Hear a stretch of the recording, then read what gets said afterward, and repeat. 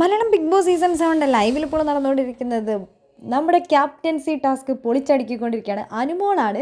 ഒരു രക്ഷയുമില്ല. അനുമോൾ വന്നിട്ട് ഡ്രസ്സ് മാറ്റുകയാണ്. അനുമോൾ ഇട്ട് പാൻറ്റിൻ്റെ പുറത്ത് കൂടെ അനുമോൾ ഒരു പാവാട എടുത്തിടുന്നുണ്ട്.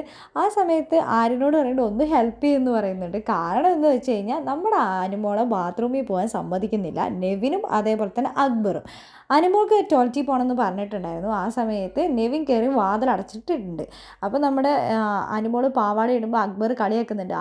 യൂറിൻ പാസ് ചെയ്താൽ അറിയില്ലല്ലോ എന്ന് പറയുന്നുണ്ട്.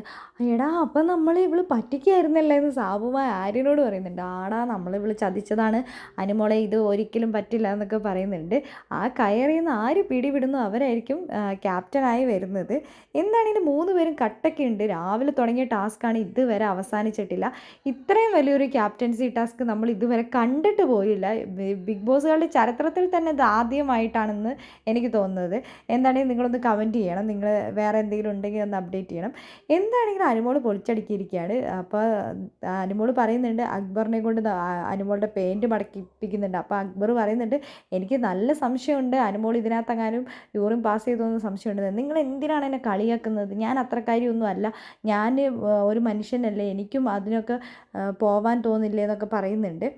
അതിന് വേണ്ടിയിട്ടാണ്. അപ്പം നീ എന്തിനാണ് ഡ്രസ്സ് മാറ്റിയെന്നൊക്കെ ചോദിക്കുന്നുണ്ട്. ഈ പാവാട ഇട്ട് കഴിഞ്ഞാൽ ആരും കാണില്ലല്ലോ, നനഞ്ഞാൽ ആരും അറിയില്ലല്ലോ എന്നൊക്കെ പറഞ്ഞ് അനുമോളെ കളിയൊക്കെ ഉണ്ട്. എന്നാലും കട്ടയ്ക്ക് പിടിച്ച് നിൽക്കുന്നുണ്ട് അനുമോൾ. നെവിനെ ആണെങ്കിലും ശരി, അക്ബറിനെയൊക്കെ ആണെങ്കിലും ശരി, നമ്മുടെ പൊളിച്ചടിക്കുന്ന നമ്മുടെ അനുമോൾ ആദിലേക്ക് നൂറയ്ക്കിട്ടൊക്കെ കൊടുക്കുന്നുണ്ട്. അപ്പോൾ അനുമോളുടെ പാവാട മാറ്റാൻ സഹായിച്ചത് സാബുമനു ആര്യനും ആണോ എന്ന് പറഞ്ഞു കഴിഞ്ഞപ്പോൾ നമ്മുടെ സാബു ആദ്യമായിട്ട് കൗണ്ടർ അടിക്കുന്നുണ്ട്. നീ ഇനി ഓരോന്ന് പറഞ്ഞ് ഉണ്ടാക്കാൻ നിൽക്കണ്ടെന്ന് നമ്മുടെ ആര്യനോട് പറയുന്നുണ്ട്.